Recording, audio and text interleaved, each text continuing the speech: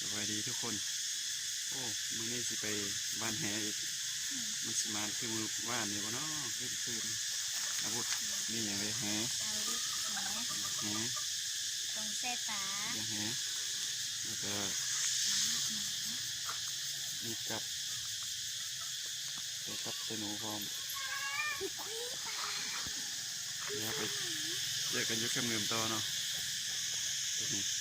แล้วนี่เริ่มออกจากเฮือนเตรียมอาวุธสิมานคืนวันนี้เตรียมไปกันเนาะโดนกันอยุคเมืองเลยแค่เมืองอาวุธครบเครื่อง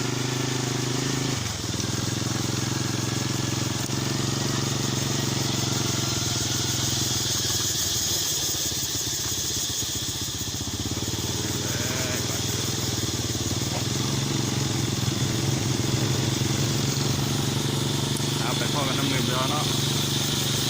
ตอนนี้เขาก็มาฮอดแคมป์เงิมละเด้อตอนนี้พ่อยังไปเอากับหนูใส่กับหนูอยู่นู่นนะโอ้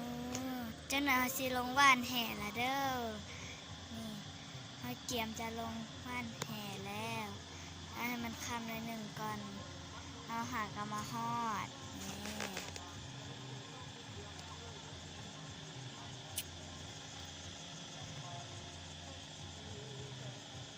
เดี๋ยวจะลงวันแห่แล้วเนาะเดี๋ยวเขาถ่ายให้เบิ่งเด้อนี่ตอนนี้เขาอยู่กับแคมป์เงิมเขาถ่ายลงวันแห่เนาะมื้อนี้มาหาป่าเด้อ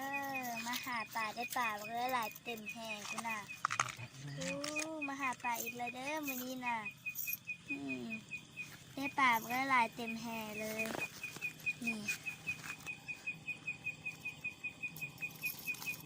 เศร้าไปตัวซัดวัวเนาะเศร้านี่ปลาชี้คนนั้นร้ายหลายอ่ะโอ้มัน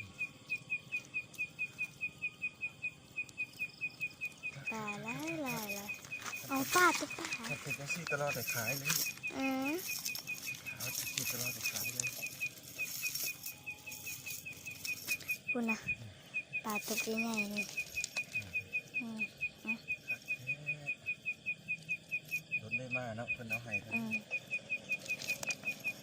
นี่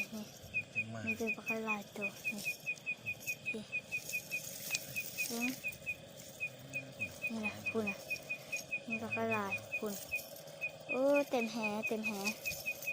ได้หลาย10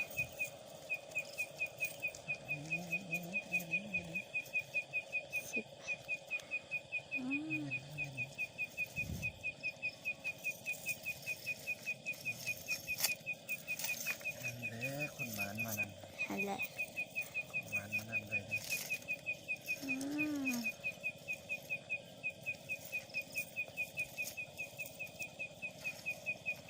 เต็มกระไร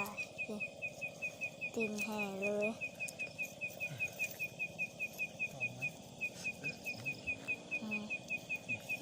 ตาไล่หลายคุณนี่ค่ะมันแล้วมันแล้ว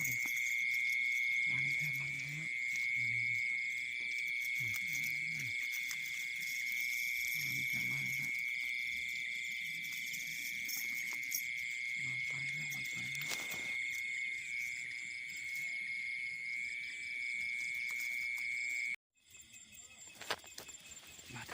ที่สามพี่น้องมาที่สามมาที่สาม